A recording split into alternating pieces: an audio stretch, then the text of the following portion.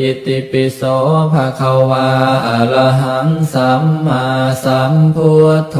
วิชชาจารณะสัมปันโนสุขโตโลกวิทูอนุตตโรปุริสธรรมสารถิสัทธาเทวมนุสสานังพุทโธภะคะวาติสวากขาโตภะคะวตาธัมโม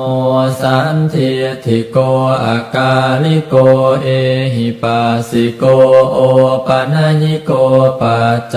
ตังเวทิตาโพวินโยหิติสุปฏิปันโนภะคะวะโตสาวกสังโฆอุชุปฏิปันโนภะคะวะโตสาวกสังโฆยายาปฏิปันโนภะคะวะโตสาวกสังโฆสามีจิปฏิปันโนภะคะวะโตสาวกสังโฆยะทิทังจัตตาริปุริสายุคานิอัตถปุริสปุคลาเอสะภะคะวะโตสาวกสังโฆอาหุเนยโยปาหุเนยโยทักขิเนยโยอัญชลีกรณิโยอนุตตรังปุญญาเขตังโลกัสสติอิติปิโส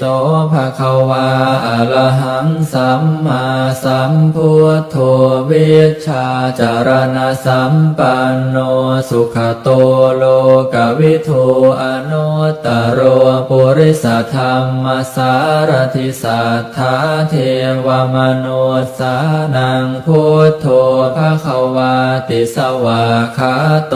ภะคะวตาธัมโม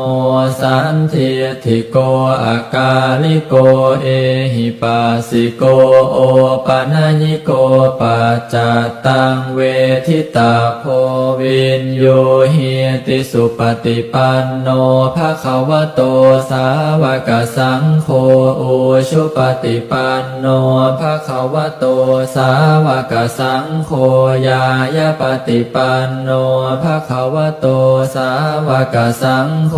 สามีจิปฏิปันโนภะคะวะโตสาวกสังโฆยะทิทังจัตตาริปุริสายุคานิอัตถปุริสปุคลาเอสะภะคะวะโตสาวกสังโฆ